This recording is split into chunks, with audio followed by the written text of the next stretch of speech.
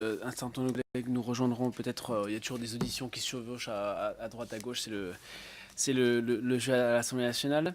Donc cette deuxième audition va nous permettre d'entendre une délégation de l'Association des professeurs documentalistes de l'Éducation nationale, composée de Madame Sogliuzzo, présidente de l'ABDEN, professeur documentaliste dans l'Académie de Rennes, Monsieur Pascal Duplessis, responsable du parcours MEEF, documentation à l'ESP d'Angers et professeur documentaliste dans l'Académie de Nantes. Voilà, Madame Elisabeth Schneider, maître de conférence en sciences de l'information et de la communication, docteur en géographie. Et Monsieur Olivier Ledeuf, maître de conférence habilité à diriger des recherches en sciences de l'information et de la communication à l'Université de Bordeaux-Montagne, laboratoire MICA. Alors, le numérique transforme radicalement notre rapport à l'information et à la connaissance, ce qui a ou devrait avoir de répercussions majeures dans la façon d'enseigner, mais aussi dans la façon dont l'éducation à l'information doit être regardée. L'ABDEN est une association professionnelle regroupant des professeurs documentalistes de lycée, de collège et de l'enseignement supérieur, dont les actions en faveur du développement d'une culture de l'information et des médias, y compris numérique, chez tous les élèves, sont nombreuses. C'est pourquoi nous avons jugé indispensable que notre mission d'information puisse entendre les messages que vous portez. Alors je vous donne la parole pour un court exposé, puis on poursuivra par un échange de questions-réponses.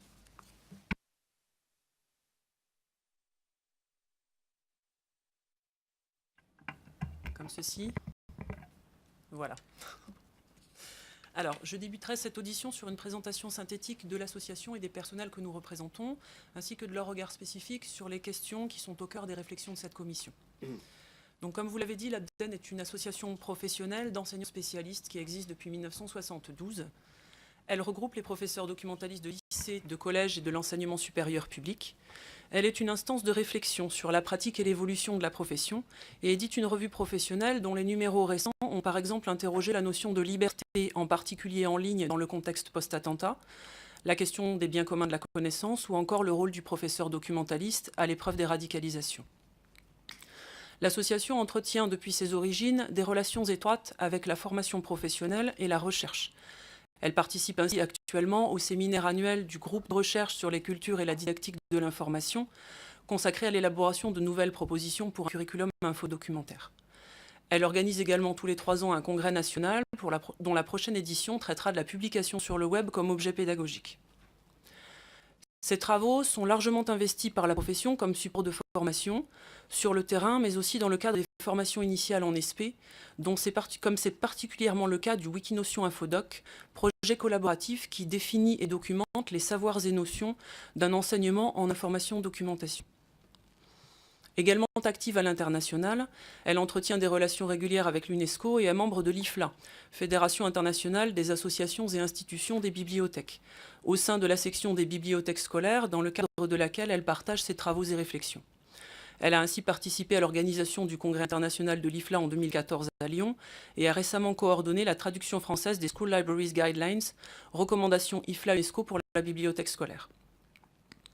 Par la qualité de cette réflexion, l'ABDEN est depuis longtemps un interlocuteur privilégié de l'institution.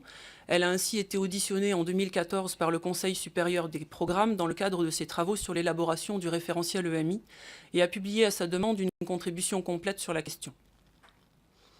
Les positions que nous portons quant à la formation de tous les élèves à une culture de l'information et des médias, y compris numériques, par des enseignants qualifiés que sont les professeurs documentalistes, bénéficient du soutien de près de 2500 personnes physiques et morales, parmi lesquelles les associations de professeurs documentalistes des enseignements privés et agricoles, des représentants de formateurs en SP, des chercheurs en sciences de l'éducation dont Philippe Mérieux, et en sciences de l'information et de la communication dont Divina Fromex, actuellement experte auprès de l'UNESCO, de la Commission européenne et du Conseil de l'Europe, auxquelles s'adjoignent des associations d'éducation aux médias, des professionnels des bibliothèques et de la documentation, ainsi que des associations disciplinaires et syndicats d'enseignants.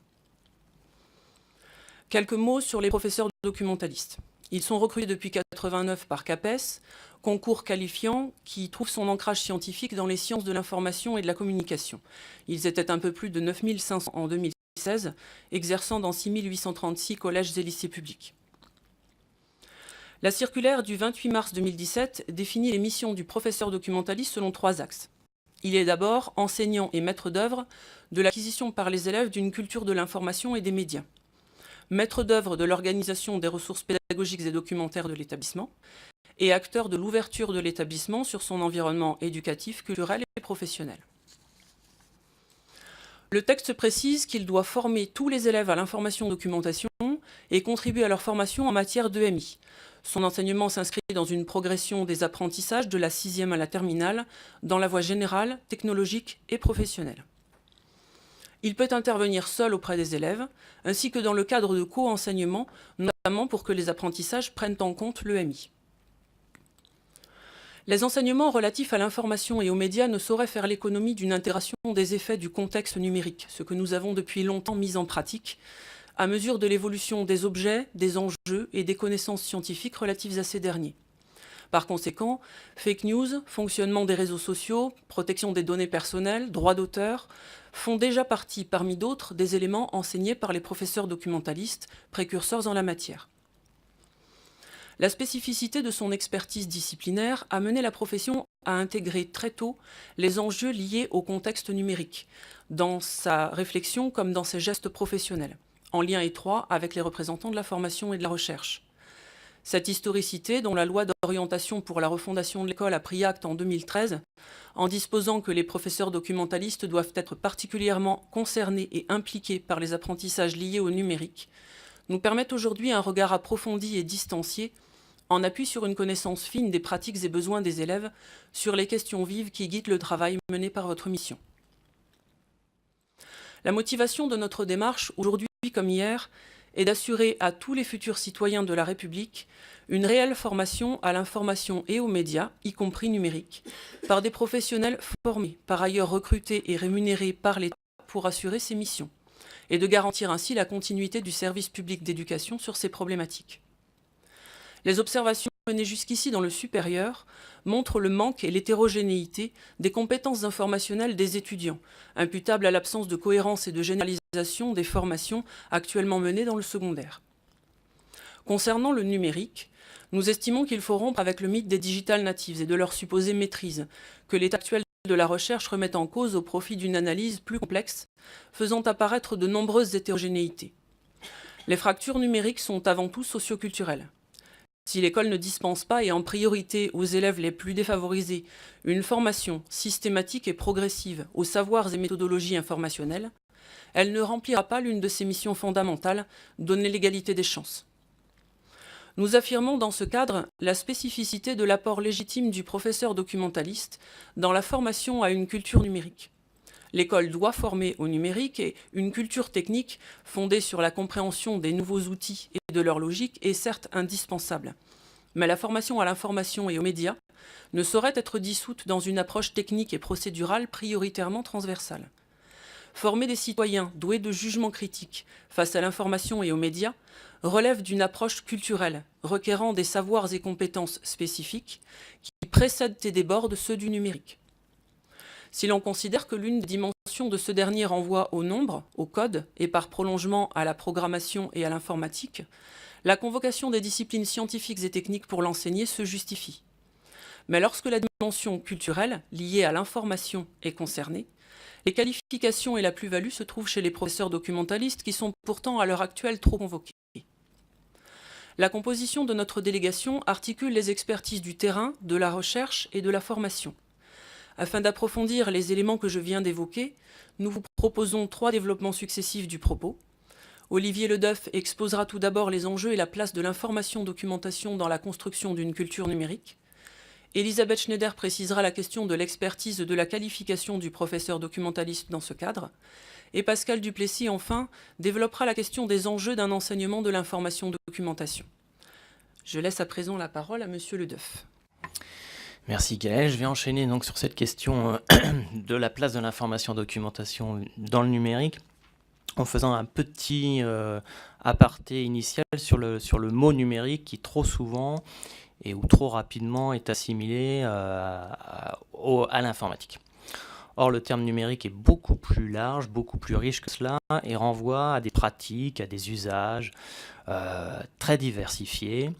Ensuite, je ne reviendrai pas en détail sur l'opposition qui existe à l'heure actuelle entre digital et numérique, même si j'ai une préférence pour digital, parce que justement on voit mieux cette richesse de pratiques sociales et cette richesse aussi en termes historiques qu'il y a derrière les pratiques numériques. En tout cas, un de nos buts, nous, c'est de démontrer que la question du numérique n'est pas qu'une question d'informatique et n'est pas qu'une question de code. Ça ne signifie pas que le code ne fait pas partie de cette culture, mais il y a un élargissement. Et cet élargissement, effectivement, il se voit sous le terme actuellement dominant qui est celui d'éducation aux médias et à l'information. Et ce qu'a rappelé récemment le secrétaire d'État au numérique, Mounir Majoubi, en démontrant que finalement l'enjeu prioritaire n'est pas nécessairement l'enseignement du code, mais plutôt effectivement l'éducation aux médias et à l'information. Et c'est dans ce cadre, en tout cas, qui mêle à la fois terrain et recherche que notre intervention se situe. Alors, pour revenir sur la question du numérique, et notamment sur les questions informationnelles ou médiatiques, sur lesquelles on a développé depuis un grand nombre d'années une certaine expertise, il faut détailler aussi, et c'est une autre des difficultés sous-jacentes finalement à ces questions sur le numérique et sur l'éducation aux médias et à l'information, ce que signifie média et ce que signifie information. Sachant que dans les discours commerciaux, politiques ou institutionnels, on a des visions totalement différentes. Et très souvent, le discours semble en apparence convergent, c'est-à-dire tout le monde considère qu'il y a indéniablement un besoin de former aux médias et à l'information, mais la difficulté vient ensuite sur le comment et quels sont les moyens à mettre en place pour les réaliser. Alors, une des réponses sur lesquelles on travaille depuis des années, nous, c'est d'essayer d'identifier c'est quoi les médias dont on parle et c'est quoi l'information dont on parle. Au niveau information-documentation, on prend en compte la variété des différents types d'informations. En premier chef, l'information qui pourrait s'appeler l'info-knowledge, c'est-à-dire la connaissance sur laquelle on a tout un passé, tout un travail en ce qui concerne les outils de traitement de l'information et dans laquelle se situent par exemple les bibliothèques. On a aussi l'information news, qui est très souvent assimilée d'ailleurs aux médias, ce qui explique pourquoi l'EMI est parfois réduite trop nettement à une éducation aux médias et à l'information de type news. Or, nous, ce qu'on propose, c'est justement une formation beaucoup plus ambitieuse qui recoupe justement cette dimension de culture numérique avec une information qui ne soit pas réduite aux news, mais qui la prend en compte aussi. Troisième type d'information, c'est l'information data, qui est plutôt celle qu'on retrouve au niveau de l'informatique et qui concerne effectivement le code. Et il y en a une quatrième, qui est plus difficile à identifier, qui est un peu hybride, c'est une information un peu de type social qu'on trouve sur les réseaux sociaux, et cette information, elle est à mi-chemin entre l'information médiatique, entre de l'information un peu sociale, pas forcément construite, ou au contraire extrêmement construite lorsqu'il s'agit de faire des campagnes de désinformation. Donc c'est à ces quatre types d'informations-là qu'on souhaite former, en tout cas au niveau de la culture numérique. Au niveau de l'expertise des professeurs documentalistes, on va plutôt se situer sur l'info-knowledge, sur l'info-news, et puis sur l'information sociale. On sera un petit peu moins sur la question info-data, qui est plutôt le territoire des informaticiens. On est donc effectivement en face d'une grande complexité, une complexité qui va concerner le public auquel on souhaite s'adresser en termes de formation, ce qui est le jeune public. Il n'y a pas de natifs du numérique, ça fait bien une bonne dizaine d'années, en tout cas que tous nos travaux nous les démontrent que les usages, en tout cas des jeunes générations, sont présents. Il y a bien une appétence, mais il n'y a pas nécessairement une expertise. Il n'y a d'autant plus pas une expertise parce que les environnements n'ont de cesse que de se complexifier, même si en apparence, ils semblent très simples. Alors un exemple très rapide, si on prend le cas des moteurs de recherche qui concernent la recherche d'informations, territoire sur lequel les professeurs documentalistes travaillent depuis un grand nombre d'années, on s'aperçoit très souvent que les jeunes générations, et pas seulement les jeunes générations, pensent savoir utiliser un moteur de recherche parce que le moteur de recherche donne toujours une réponse. Néanmoins, si on fait vous faites une enquête pour poser des questions à vous, et c'est ce que je fais avec mes étudiants de première année, ils sont à 95% incapables de me dire comment fonctionne réellement Google, c'est-à-dire pourquoi Google classe un site en première place plutôt qu'un autre. Ça signifie clairement qu'on n'a pas réussi à inscrire, en tout cas dans la formation précédemment, des temps dédiés consacrés véritablement à une étude du dispositif, à expliquer comment fonctionne Google, pourquoi il y a tel résultat plutôt qu'un autre. Et ça fait partie, il nous semble, des missions de formation à la culture numérique qui semblent essentielles. Il s'agit de dépasser l'usage efficace, et aller davantage en profondeur sur comment fonctionnent ces dispositifs. Ça nous paraît assez essentiel, d'autant plus que ce sont des instruments de médiation qui sont utilisés au quotidien par les jeunes générations, mais pas seulement par elles. Ça signifie clairement qu'on a développé depuis, sur le terrain et en complémentarité avec la recherche, pas mal de travaux. On explique comment peut-être il faudrait didactiser par exemple un outil comme Google ou les moteurs de recherche, montrer leur réelle complexité, et ça demande à la fois du temps en matière de formation et aussi des actions qui s'inscrivent dans des actions répétées qui se déroule sur plusieurs années. On avait défendu avec un collectif qui mêle terrain et recherche, le GRCDI, la piste d'un curriculum infodocumentaire qui irait depuis l'école primaire jusqu'à l'université et qui permettrait justement de former à ces questions difficiles et très complexes, notamment celle de l'évaluation de l'information. C'est une question sur laquelle on travaille depuis de très nombreuses années, et les questions de l'évaluation de l'information, ça permet de dépasser aussi le critère toujours un peu objectif et un peu risqué de vouloir absolument former à la déradicalisation, vouloir éviter absolument les théories conspirationnistes. On s'aperçoit que c'est extrêmement complexe de former à ces questions-là, il faut du temps, et à mon sens, l'enjeu, c'est plutôt de former au concept d'évaluation de l'information, plutôt que de dire d'emblée aux élèves, aux étudiants, qu'on va les former à éviter les théories conspirationnistes. Le public adolescent étant tel qu'il est, si vous leur dites qu'il faut éviter tel ou tel site, par réflexe, ils vont peut-être développer finalement la stratégie qu'on souhaitait éviter au départ. Donc, il nous semble qu'il vaut mieux poser ici des concepts un peu plus forts sur lesquels on travaille depuis très longtemps, donc évaluation de l'information, des informations. Même sur la question du mythe du complot, ça fait à peu près une dizaine d'années, nous, sur le terrain et en information-communication, on a positionné en tout cas les théories du complot comme objet à la fois scientifique à étudier en information-communication et objet aussi à étudier sur le terrain. On a déjà des expériences qui datent déjà depuis une bonne dizaine d'années, donc on a une forte antériorité sur ces questions-là, et notre réponse est plutôt ça, c'est-à-dire d'essayer d'avoir des formations qui soient durables et inscrites dans la durée. Dernier point sur lequel j'ai déjà pas mal insisté, c'est il me semble que notre expérience s'est basée sur une relation très étroite entre terrain et recherche, avec aller-retour continu, et qu'on souhaite en tout cas faire bénéficier de notre expérience longue les décisionnaires sur ces questions de culture numérique, d'information et de documentation. Et je crois que ma collègue Elisabeth va vous démontrer aussi pourquoi toutes ces questions-là, elles sont implémentées dans les lieux de formation que sont les ESP. Merci. Je vous remercie déjà de ce temps de parole, de ce temps d'audition. Alors avant d'entrer directement dans mon propos, je vais préciser de quel point de vue je parle. Donc je suis responsable d'un parcours de formation de professeur documentaliste depuis quelques années, donc dans le cadre des SP et antérieurement en IUFM. Et je suis effectivement chercheuse sur les usages du numérique des adolescents. Dans l'ensemble de leurs pratiques, qu'elles soient scolaires ou ordinaires.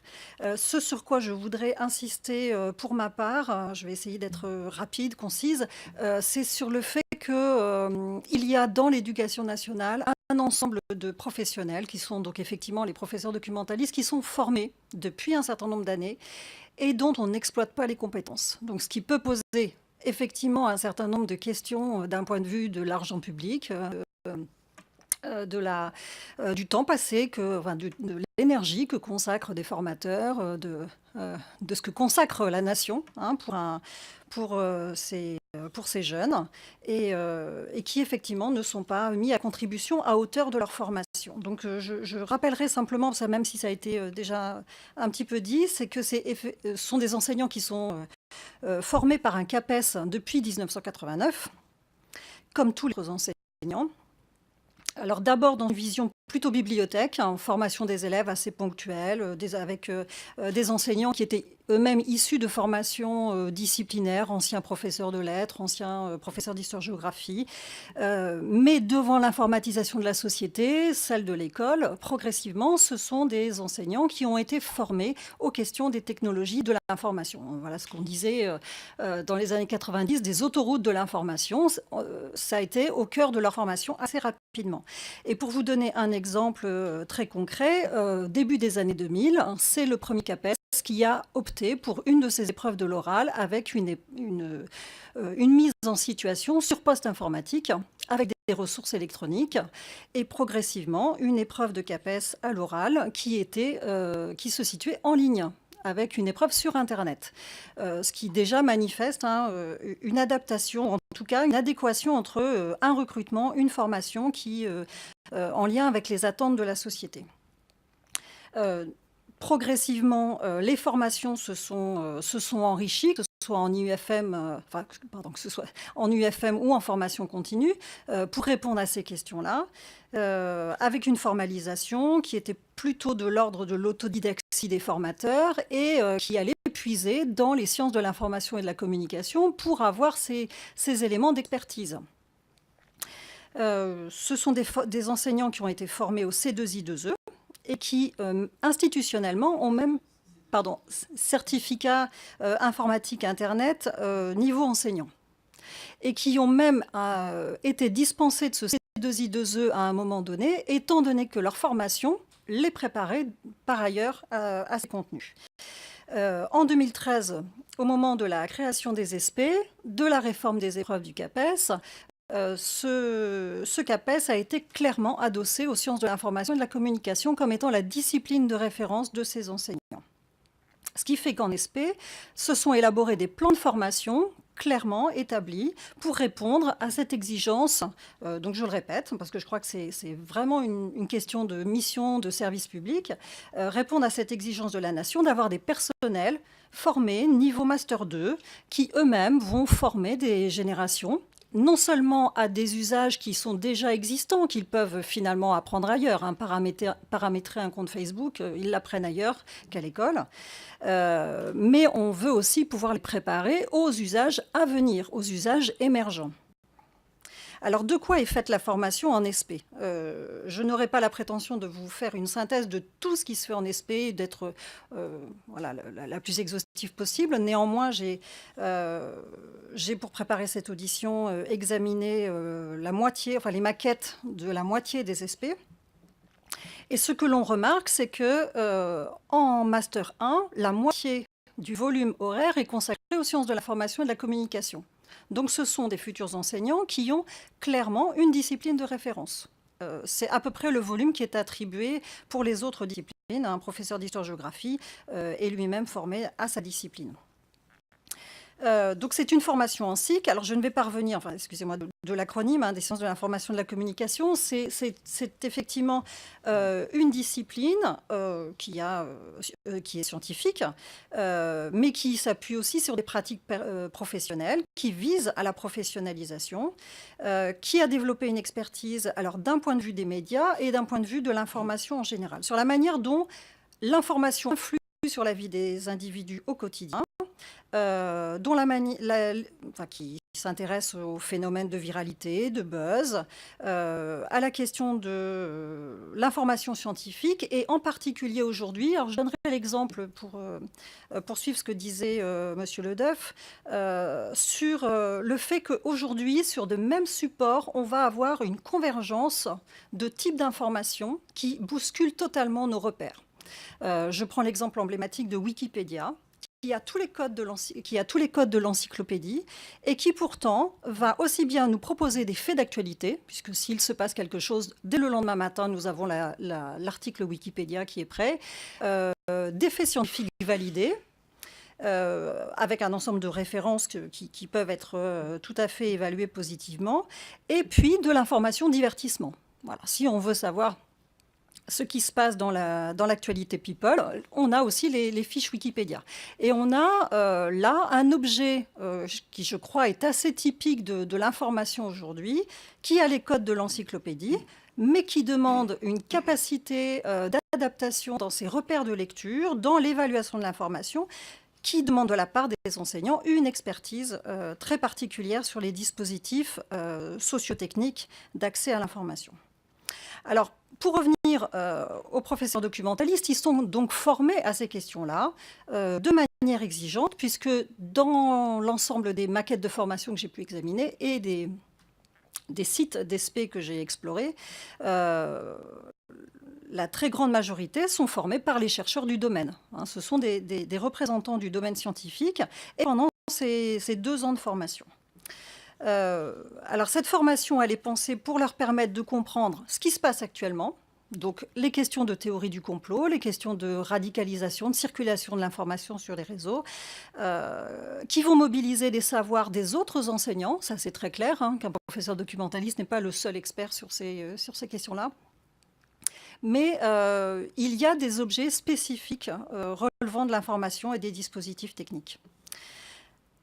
Autre point, et j'en terminerai rapidement, ces futurs enseignants ou ces jeunes enseignants sont formés parallèlement, conjointement, enfin de manière articulée, aux questions des apprentissages, aux questions éducatives. C'est-à-dire que ce ne sont pas des spécialistes de l'infocom, ce sont des enseignants qui s'appuient sur des contenus en information-communication. Et donc, ils sont formés de la même façon que les autres. C'est quelque chose qui est vraiment à prendre en compte. Ils ont des apports en psychologie cognitive, hein, sur les neurosciences, de manière à pouvoir penser les questions, par exemple, de lecture numérique, de cyberharcèlement, d'addiction, mais aussi la question juridique, les connaissances institutionnelles, quel est le travail à mener, par exemple, avec les ressources de la CNIL, quelle est la place de la loi sur la République numérique. Enfin, toutes ces questions-là, ce sont des objets de formation. Comme ils sont gestionnaires d'un centre de ressources, ils sont aussi formés à la pédagogie de projet, à la capacité de concevoir des projets, de les piloter, au partenariat avec les autres acteurs de l'école, donc le CLEMI, Canopé, les collectivités territoriales, les directions artistiques et culturelles. Et donc, ces enseignants ont une formation qui est particulièrement riche, voilà, qui est d'un niveau M2, mais je dirais d'un niveau très exigeant. Et quand on regarde la vie scientifique actuelle, ce qui se passe, ce que l'on peut voir sur les réseaux, sur des sites internet de publication d'enseignants, on s'aperçoit que ce qui se fait autour du numérique est très souvent alimenté par des professeurs documentalistes. Et c'est une situation, alors je reviens sur mon point de départ, hein, cette situation paradoxale que je remarque dans ma propre académie, mais que je remarque quand je me déplace, c'est qu'on a des enseignants documentalistes qui vont être très sollicités pour intervenir au titre du CLEMI, qui vont intervenir au titre de Canopé, qui vont proposer leurs ressources, mais qui, dans leurs établissements, ne sont pas mis à contribution à hauteur de leur formation pour pouvoir éduquer et former les jeunes sur ces questions-là. Voilà, donc je laisse la parole à M. Duplessis pour poursuivre. Merci. Et je te remercie. Monsieur le Président, je vais tenter pour ma part de répondre à la question suivante en revenant évidemment sur la culture numérique et plus précisément sur ce que pourrait être l'apport de l'enseignement de l'information documentation assez méconnu, hein, apport concret à l'acculturation numérique et informationnelle des élèves. Et je vais le faire à partir de 2 points. D'abord, ce qu'il ressort en premier lieu de la lecture du cadre institutionnel dans lequel évolue l'enseignant documentaliste, qui va concerner la place, le rôle qu'il peut occuper, et puis la nécessité d'articuler culture informationnelle et culture numérique. Et en 2e point, plus précisément, ce qu'apporte la didactique de l'information documentation à la construction de ces cultures. Alors, s'agissant du cadre institutionnel, je ne vais pas les reprendre en détail, je vais me contenter de signaler simplement que les textes récents ont bien pris la mesure du problème qui nous réunit aujourd'hui, hein, à commencer par, ça a été rappelé tout à l'heure, la loi de refondation de l'école de 2013 qui a instauré donc ce principe d'une éducation numérique pour tous les élèves et qui a cru bon de préciser en annexe, en effet, que les professeurs documentalistes devaient être particulièrement concernés et impliqués dans les apprentissages liés au numérique. Alors, que remarque-t-on dans les textes des dispositifs qui ont suivi cette loi? Donc, je fais référence évidemment au socle commun, pardon, à l'EMI, au CRCN, c'est le cadre de référence des compétences numériques. Eh bien, premier constat, que la culture informationnelle et la culture numérique sont dans la plupart du temps, sont imbriquées très étroitement. C'est-à-dire que soit on les retrouve, je dirais, associés dans la même phrase, et à ce moment-là, le numérique va venir en support ou en prolongement des pratiques informationnelles. On va insister sur les usages, les outils. Soit parce que ces deux cultures vont partager des objets communs, hein, que ce soit les réseaux sociaux, l'identité numérique, la propriété intellectuelle. Deuxième constat, c'est qu'on insiste, et avec raison, et c'était déjà noté dans la loi, sur le fait que les usages doivent être réfléchis, raisonnés, menés avec discernement. Ce qui fait appel, alors au-delà, comme ça a été précisé tout à l'heure, au-delà des simples préconisations méthodologiques ou instrumentales, ce qui va faire appel à la réflexion et à la construction de certaines connaissances.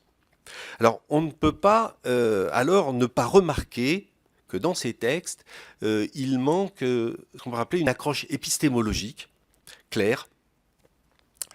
Et pour autant, cette accroche, alors je pense au SIC, aux sciences de l'information et de la communication, hein, qui servent de support, de terreau épistémologique à ces préconisations. Pour autant, cette accroche, elle a été précisée, mais elle a été précisée dans un autre texte, qui est celui, ce qui a été rappelé aussi tout à l'heure, celui de la circulaire de mission des professeurs documentalistes. Là, on a en effet une accroche explicite à ces sciences. Donc, sciences qui, aujourd'hui, ne donnent pas lieu à une discipline de l'information-documentation, mais du moins à un enseignement pourtant bien réel, hein, et qui se produit depuis plus d'une bonne dizaine d'années, et qui s'adosse justement à la didactique de l'information-documentation. Donc, je dirais, nous sommes dès lors frappés, hein, par cette absence de lien, de passerelle entre les textes. Les besoins et les objectifs sont bien identifiés ici, mais il semblerait que les ressources humaines et les moyens sont placés ailleurs. Donc, à ce stade, des prescriptions ministérielles, une proposition forte consisterait à rendre visible, à rendre lisible cette cohérence épistémologique qui réunit les trois dimensions informationnelles, numériques et médiatiques. Alors, deuxième point, je vais m'intéresser aux apports de la didactique de l'information-documentation aux cultures informationnelles numériques. C'est-à-dire, bon, pour le dire clairement, hein, ce qui fait que ces cultures puissent devenir quelque chose qui s'enseigne et quelque chose qui s'apprend. Donc la didactique de l'information-documentation, elle est née, on peut dire, au tournant des années 2000, en même temps que la démocratisation du web, et certainement en conséquence à celle-ci. Elle est née pour répondre aux défis numériques en matière d'acculturation des élèves à ce nouvel environnement. Avant cela, qu'est-ce qu'on apprenait au CDI ? Vous les avez peut-être connus, ces CDI, cette époque-là. On apprenait quoi? Donc on apprenait à chercher de l'information, à la traiter, à prendre des notes, à faire des exposés, à rédiger des bibliographies normées, mais le tout dans des systèmes documentaires qui étaient absolument contrôlés, hein, qui étaient stabilisés. On pourrait dire ça, c'était l'ancien ordre documentaire. Aujourd'hui, qu'enseigne-t-on dans les CDI? Qu'enseigne-t-on en information et documentation? Je donnerai deux exemples pour préciser les choses, hein, rapidement. Deux exemples de tâches qui sont proposées aux élèves. Premier exemple, comparer des pages de résultats, pour reprendre l'exemple des moteurs de recherche proposés tout à l'heure. Hein. Donc, comparer des pages de résultats de différents moteurs pour comprendre alors, leur fonctionnement, mais également leur stratégie de référencement et leur modèle économique. Deuxième exemple de tâche, remonter à la source d'une image qu'on soupçonne d'avoir été manipulée pour distinguer la source primaire et pour mettre en évidence des notions de désinformation, de viralité et les droits et responsabilités qui sont liés à la publication. Donc ces enseignements, eh bien, ils se font souvent en interdisciplinarité, mais pas toujours.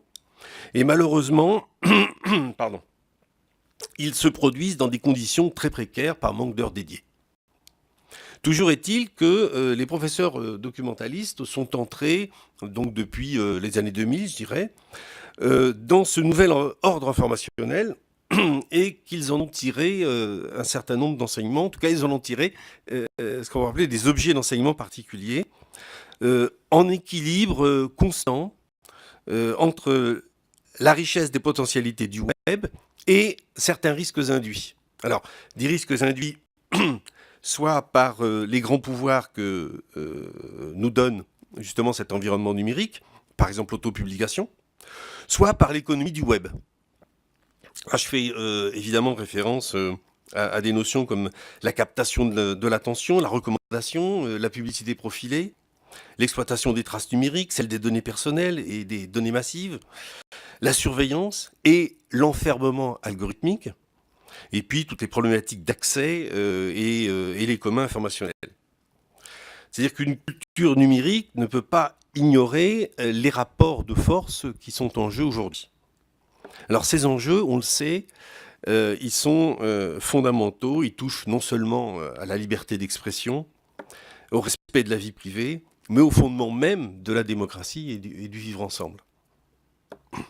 Les professeurs documentalistes, de par leur spécialité, ils ont aussitôt pris la mesure de ces bouleversements. Ils ont œuvré, par conséquent, à la construction d'une didactique nouvelle, laquelle s'est constituée autour de 3 grandes visées. Première visée, la maîtrise intellectuelle. La maîtrise intellectuelle qui cherche à donner les clés de compréhension et d'intelligibilité de cet environnement. Faut-il rappeler que tous les élèves ne sont pas égaux devant l'offre numérique et les messages médiatiques. Il s'agit alors de fonder ce qu'on pourrait appeler un savoir-agir en connaissance de cause. Deuxième visée, la maîtrise technique, plus commune, qui entend fournir aux élèves les clés d'autonomie dans l'utilisation et la pratique des outils, des ressources numériques. Alors, on peut aussi penser, dans cet ordre d'idées-là, à la maîtrise des stratégies de publication et au contrôle de sa présence numérique sur le web. Troisième visée, la responsabilité éthique de ces actes. Plus ambitieuse encore que les précédentes parce qu'elle s'intéresse à la construction du citoyen. Chercher à donner un pouvoir d'agir en responsabilité et en conscience. C'est-à-dire que plus le numérique rend les choses possibles et a priori faciles, l'opacité des moteurs de recherche par exemple, plus ces usages doivent être pesés au regard de ses finalités et dans la compréhension et le respect du droit. Pour cette raison, d'ailleurs, la Commission sur la protection des données personnelles, elle vient de fixer une majorité numérique à 15 ans. Jugeant qu'avant cet âge, il ne pouvait pas y avoir de capacité de jugement suffisante. C'est-à-dire que cette capacité de délibération n'est pas un simple donnée biologique, mais elle doit se construire d'abord par l'éducation. C'est-à-dire que c'est un rempart à construire contre les emprises idéologiques et contre la pression marketing. On pense évidemment aux Natu et aux GAFAM.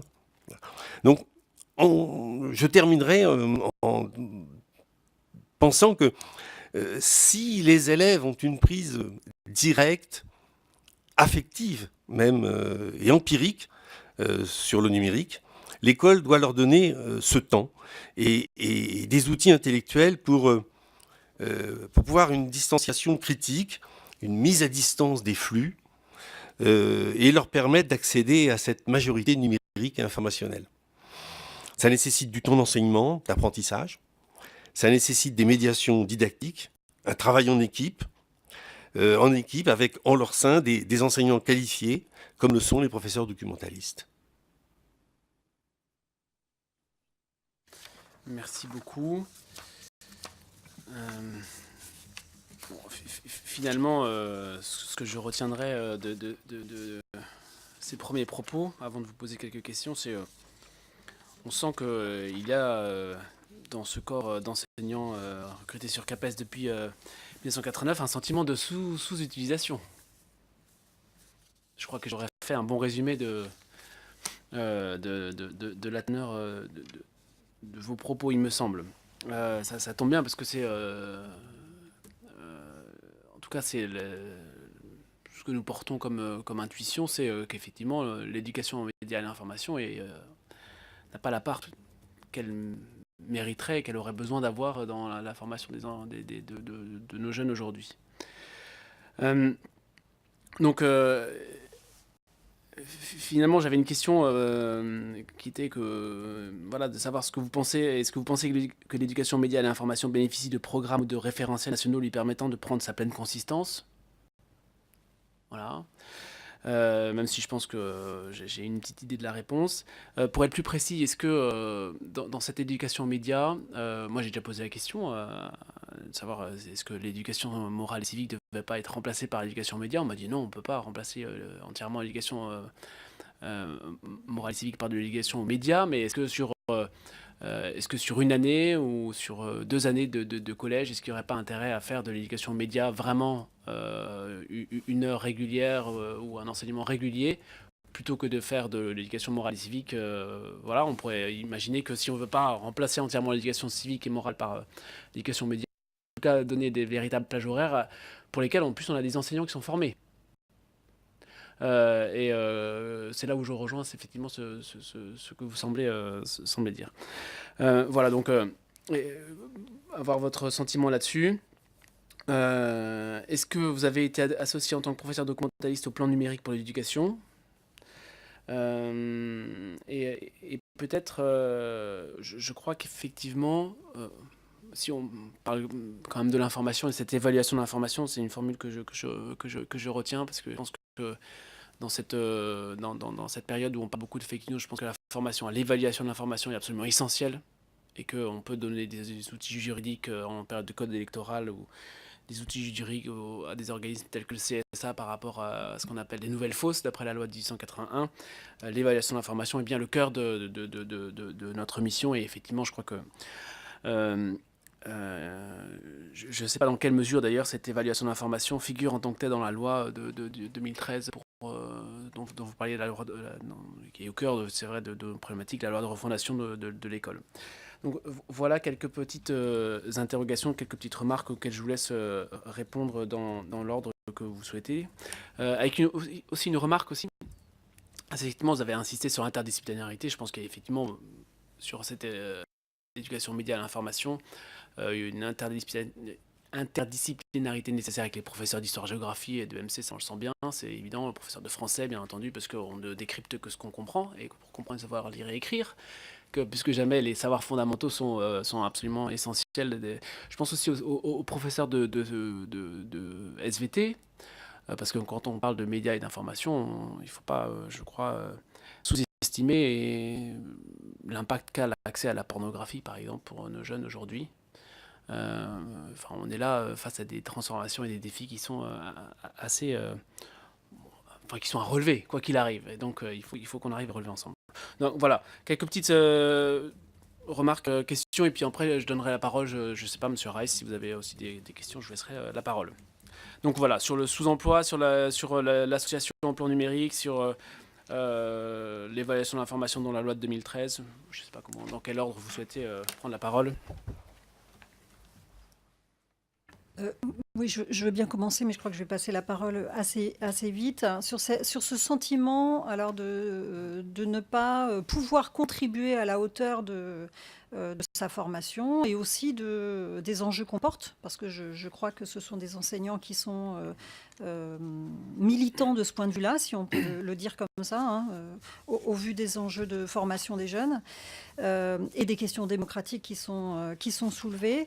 Donc effectivement, une situation qui est paradoxale parce qu'elle va aussi poser des questions réglementaires, c'est-à-dire que ce sont des enseignants qui sont formés au même titre que les autres, mais qui, quand ils arrivent dans les établissements scolaires, et c'est le cas de leurs collègues qui sont depuis plus longtemps qu'eux dans les établissements scolaires, vont être confrontés aux réalités locales, aux habitudes locales, puisque le cadre réglementaire fait que les enseignants documentalistes n'exercent pas sur des temps définis nationalement de manière égale sur tout le territoire, ce qui pose des questions d'inégalité éducative, puisque en fonction des projets locaux, dans certains établissements, les élèves vont être formés avec une progression de la 6e à la 3e, de la seconde à la terminale.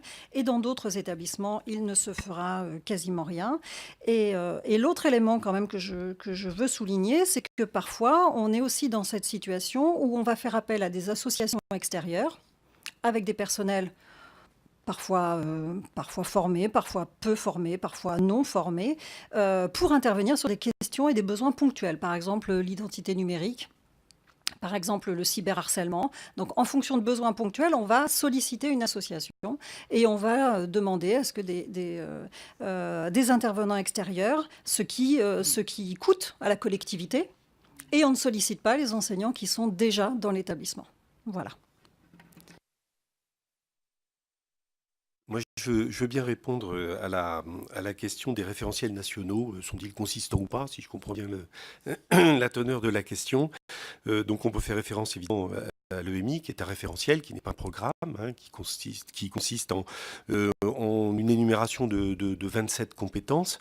On peut penser au socle, on peut penser au CRCN.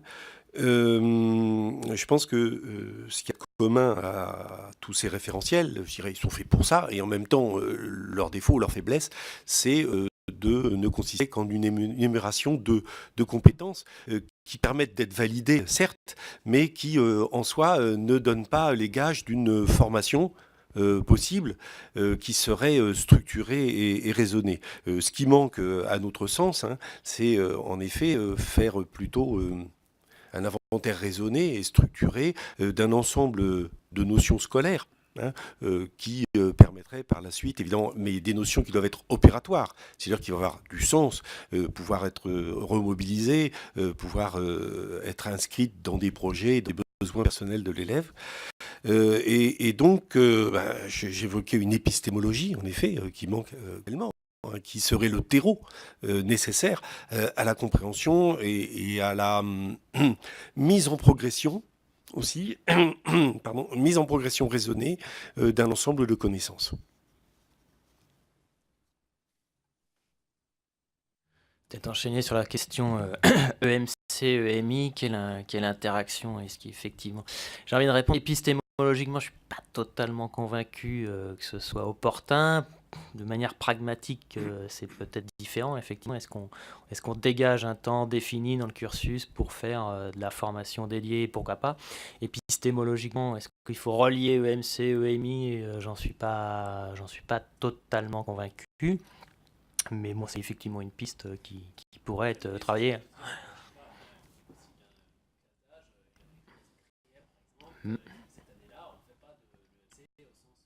Au sens classique, et on va sur quelque chose de... Oui, pragmatiquement, moi, c'est pas forcément une mauvaise piste à exploiter. Ouais.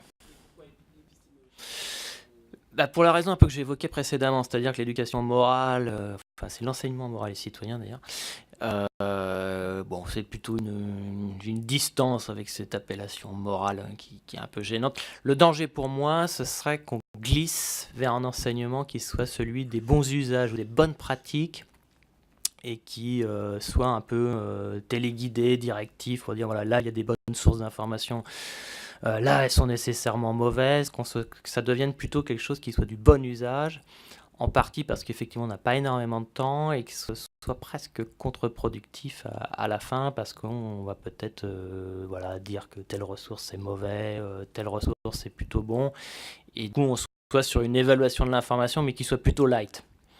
Donc ça c'est plutôt ma crainte.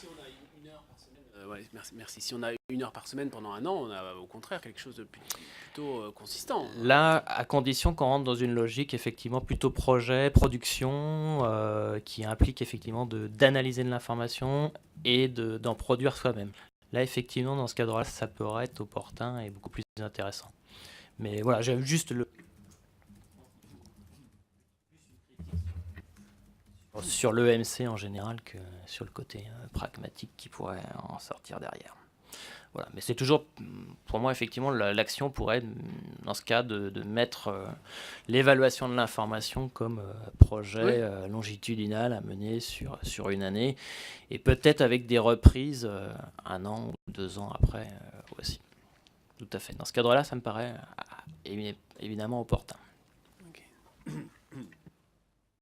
J'ajouterais simplement peut-être que sur la question des dispositifs actuellement en place, ce qui nous semble manquer, c'est l'aspect progressif et cohérent, justement, dans la mesure où l'EMI est un référentiel, mais qui n'est pas un enseignement à part entière, qui est intégré dans les disciplines. Or, pour l'instant, rien ne permet de savoir qui fait quoi exactement, ni même si c'est fait.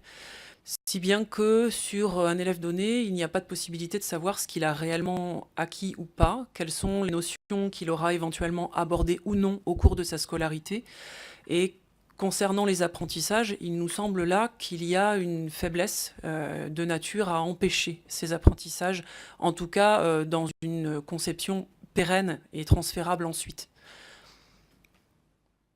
Et peut-être encore juste une question avant de passer la parole à mes collègues. Donc effectivement, recrutement depuis 89 avec le CAPES. Donc si je vous suis bien, il y a une formation initiale qui est très solide. Se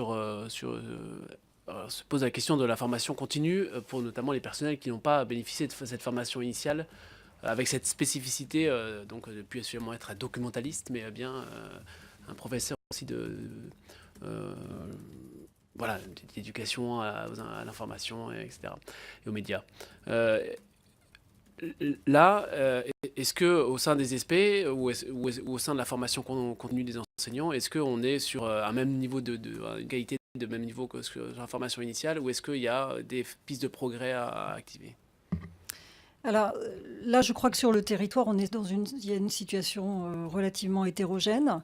Ce que je peux dire qui irait dans un sens plutôt positif, c'est que dans plusieurs académies, il y a un travail conjoint entre les services académiques, entre le rectorat et les SP, avec des habitudes anciennes qui préexistaient aux SP, de travail entre les enseignants, entre les formateurs, entre l'inspection et puis les professeurs qui interviennent en formation continue. Ce qui fait que, si je parle de mon académie pour avoir des exemples très concrets, nous sommes associés à l'élaboration des plans de formation continue et nous intervenons sur des points, sur des stages de formation que nous pouvons animer ou co-animer avec des professeurs de terrain.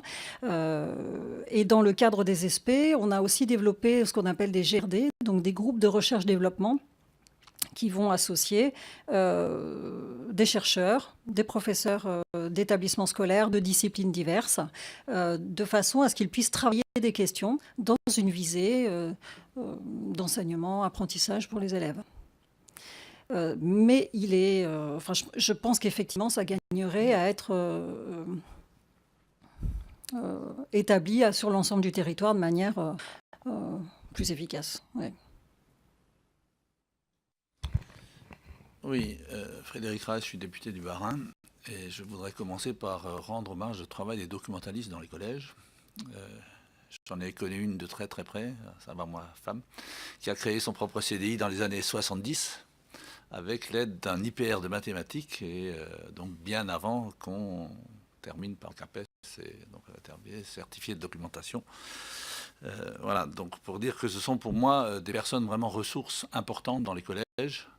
Et on a bien vu aussi comment on avait essayé dans les écoles primaires, au niveau des BCD, de mettre des choses en place, mais avec, disons, beaucoup plus de difficultés, puisque ce n'était pas très très stable. Alors moi, je vois un petit peu le rôle des documentalistes dans les collèges comme cette bonne idée qu'on avait à un certain moment, plus de maîtres que de classes, c'est-à-dire qu'on avait vraiment une personne référente dans plein de domaines. Et c'est bien qu'avec le numérique, les choses ont beaucoup évoluer en ce moment.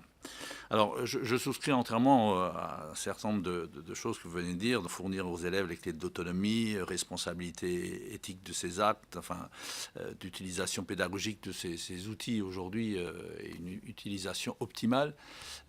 Évidemment, on côtoie souvent le meilleur et le pire. Le pire, donc c'est ce que vous avez évoqué tout à l'heure, théorie du complot, le cyberharcèlement et dire quand on a par exemple des contenus licites ou illicites, à quel moment est-ce qu'on peut dire que voilà, c'est des discours haineux, des discours qui vont dans le sens du djihadisme et autres. Enfin, dire, ce sont des réels problèmes de société auxquels nous sommes confrontés. Et je crois que c'est à l'école qu'il faut commencer par tout ça. Alors vous avez beaucoup parlé d'approche épistémologique. Moi, je crois que l'heuristique aussi, la découverte tout simplement de choses, ça fait partie aussi, et qu'aujourd'hui, il faut essayer d'aller de l'avant. Et donc, pour moi, ce qui m'intéresse et ce qui est l'objet de notre mission, et je l'avais dit à M. Studer quand on a commencé, c'est avoir cet esprit critique de nos jeunes et de l'utilisation optimale de ces outils qu'on a aujourd'hui. Je crois qu'au niveau des formations, on a fait énormément de choses. Pour ceux qui débutent dans le métier, c'est plutôt plus facile que pour ceux qui sont dans le métier depuis longtemps. Et je crois qu'au niveau de la formation continue, malheureusement pas seulement chez les documentalistes, c'est vrai pour l'ensemble des enseignants, on n'a peut-être pas en France cette culture-là de se remettre en cause en permanence. Et pourtant, c'est ce qu'il faudrait faire, cette culture de l'évaluation. Et d'ailleurs, donc vous avez évoqué, je ne sais pas lequel d'entre vous a évoqué la loi de refondation sur l'école. On avait mis en place une commission de suivi, notamment pour suivre les évolutions au niveau du numérique. Cette commission de suivi va sans doute voir la fin de ses jours bientôt, puisque maintenant on est de nouveau dans des nouveautés. Enfin, c'est un petit peu le problème de la France, de changer en permanence les choses et de découvrir des choses. Quand on a eu le ministre canadien, ce qui m'a bien plu, c'est que dans les années 2000, quand ils ont mis en place le renouveau pédagogique, quand ils parlent aujourd'hui du numérique, c'est dans le cadre de ce renouveau pédagogique, c'est-à-dire c'est quelque chose de continu, quoi, qui avance et qui progresse. Alors moi, ce qui m'intéressait dans la feuille qu'on nous a donnée, Mme Schneider, c'est vous avez été sur un séminaire sur les usages juvéniles du numérique. Et donc j'aimerais bien que vous nous en disiez un petit peu plus sur ce sujet-là.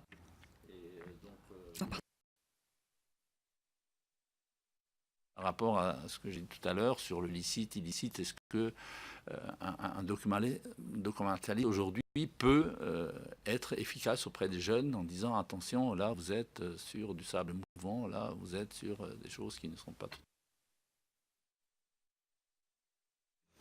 Alors, sur la question du séminaire, alors, déjà, de quoi s'agit-il? C'est effectivement dans le cadre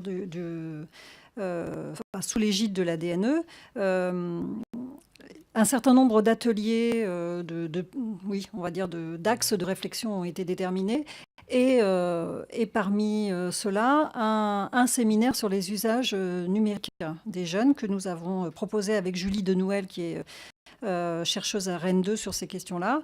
Et donc le rôle de ce séminaire, c'est de proposer un espace alors de communication des résultats de la recherche sur les usages numériques des jeunes et un espace de réflexion et de formation des cadres de l'éducation nationale. Ce qui fait que le public, ce sont des séminaires qui sont accessibles en ligne, qui sont enregistrés, qui sont en fait des webinaires et qui permet à la fois donc, de savoir un petit peu plus précisément, enfin de soulever des questions qui peut-être, qui demandent du temps. Je vous donne un exemple.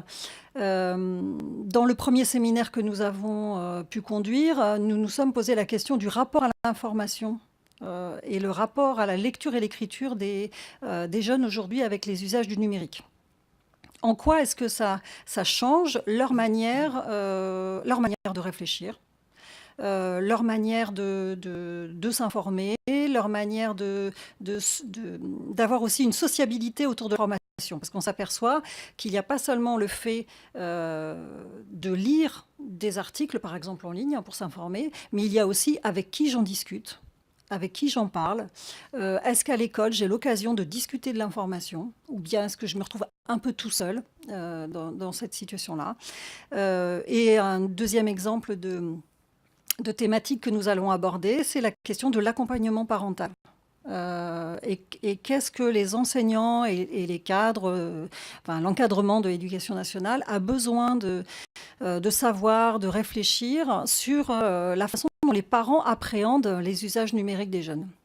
C'est-à-dire, voilà, tout simplement les questions, par exemple, de couvre-feu, toutes les questions qu'on peut se poser autour de est-ce qu'on laisse un jeune partir avec son smartphone au lycée? Est-ce que, voilà. Donc c'est à la fois très concret et basé sur des acquis de la recherche. Bah, ça fait lien avec ce que je vais dire, c'est que l'enjeu en fait est de rapprocher la sphère domestique et la sphère scolaire, parce que très souvent ces contenus licites ou illicites, on ne les voit pas nécessairement, et on peut les voir quand il y a une sorte de relation de confiance qui s'installe entre l'élève et le professeur documentaliste. Voilà, ça m'est déjà arrivé à plusieurs reprises.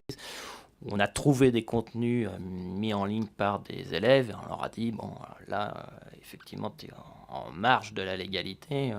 Donc là, ça implique effectivement un positionnement pédagogique très particulier qui implique une capacité à relier la sphère scolaire et la sphère domestique, qui, à mon sens, sera un enjeu assez crucial sur les questions des cultures numériques, savoir finalement comment les compétences qui sont acquises dans la sphère scolaire, elles vont pouvoir être ensuite réinvesties dans la sphère domestique et j'ai envie de dire vice-versa. Donc il y a une question de lien social qui est extrêmement important à creuser et c'est vrai que je pense qu'on travaille sur ces questions-là à la fois sur le terrain et faire la recherche aussi depuis pas mal d'années et puis c'est vrai que les travaux d'Elisabeth Schneider sur ces questions-là sont assez opportuns. Madame Piron, est-ce que vous avez une question? Pas de question? Ok. Parce que moi j'ai une autre obligation. Donc effectivement, finalement, pour rebondir sur ce que vous dites là, c'est finalement le smartphone, c'est dans cet espace de porosité entre la maison et l'école.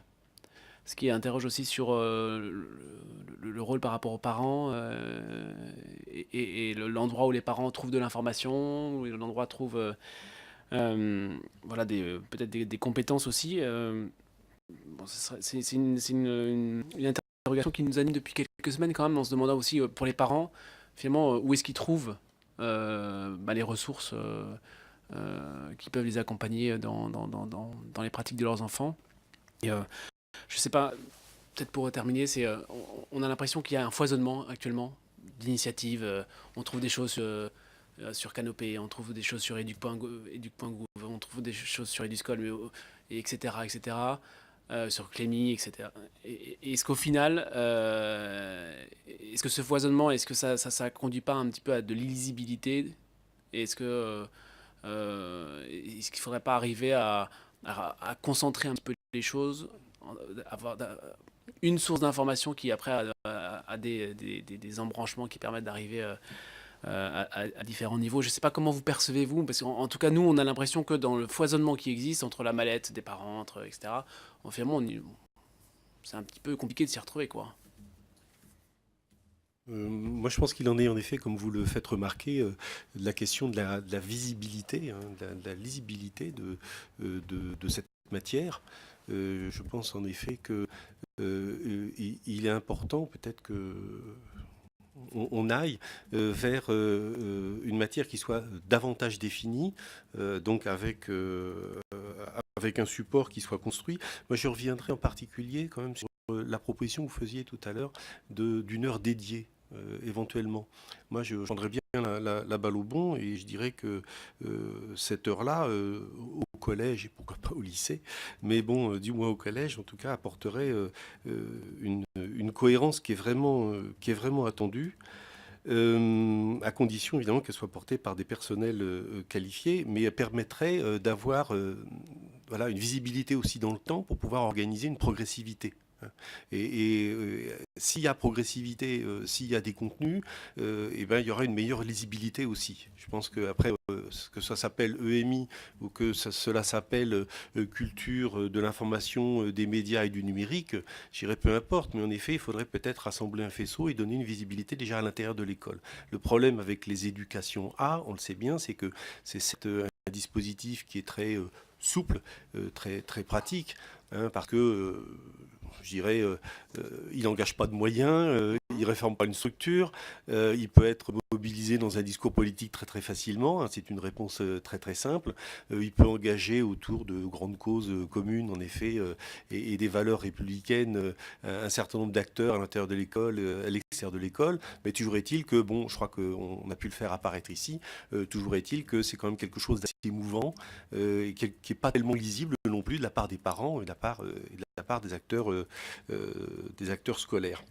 Mais Voilà. vous, spontanément, par exemple, si vous cherchez comment dire, des documents pédagogiques ou des documents d'accompagnement, spontanément, vous allez sur quel site, par exemple? Moi, ça m'intéresse en fait de savoir. Vous allez sur Canopé, Clémy, Educ.gouv, Eduscol, un peu tout ça. On fait une veille et puis on trouve un petit peu partout, comme vous, je pense. Voilà, Mais est-ce que c'est pas on va sur des réseaux sociaux comme Twitter et puis on engage une veille. Mais en effet, on trouvait de manière complètement disséminée et je dirais aussi de manière complètement redondante parce qu'on va trouver quand même des documents et qui vont s'appuyer surtout sur des pratiques.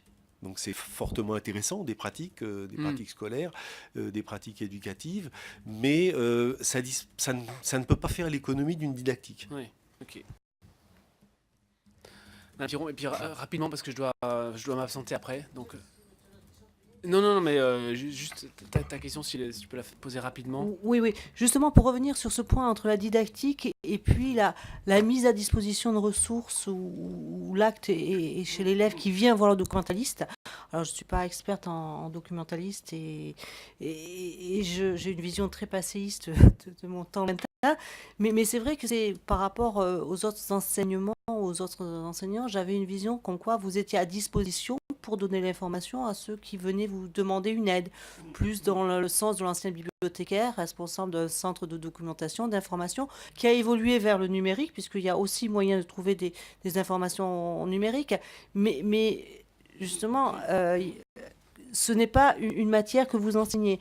Donc, est-ce que vous pensez vraiment qu'il y a un moyen d'introduire ça sur une heure classe, une heure d'enseignement, et que la documentaliste ou le documentaliste sorte de sa bibliothécaire, de sa bibliothèque, de son CDI, pour aller en classe et pour faire de l'enseignement?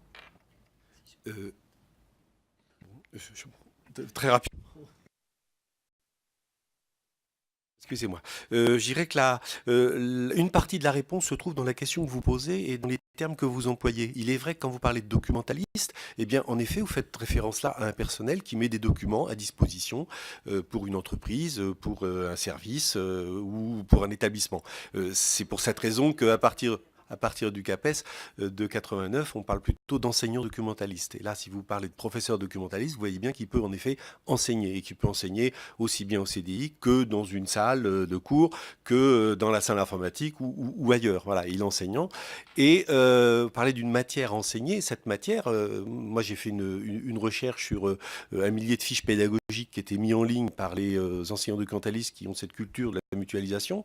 Et il apparaît en effet que bien ils enseignent, même s'il n'y a pas de matière scolaire instituée, le fait est que quand on regarde, quand on constate, les enseignants documentalistes enseignent, et ils enseignent cette matière qui s'appelle information documentation et qui se constitue autour d'une didactique de l'information documentation. Alors il est vrai que c'est assez peu méconnu. Voilà. Donc voilà, c'est à nous de le faire savoir, de le faire connaître. Oui, j'avais juste une chose à apporter, c'est qu'effectivement, il ne faudrait pas avoir une vision de cet enseignement comme étant purement notionnel, c'est-à-dire qu'on apprend des savoirs. Et c'est aussi l'intérêt du CDI, qui est quand même un lieu particulier, c'est de pouvoir penser des apprentissages que l'on pourrait dire productifs. C'est-à-dire, à la fois on apprend à expérimenter, à la fois on apprend à tester des choses qui se basent sur des pratiques que l'on peut avoir acquises à l'extérieur de l'établissement scolaire, et puis que là on vient questionner et que l'on met en débat ensemble. Et que, vous voyez ce que je veux dire, c'est vraiment basé... Enfin, je pense qu'il y a cette dimension production, pratique, projet qui est important pour donner du sens à cette éducation à l'information. Bien.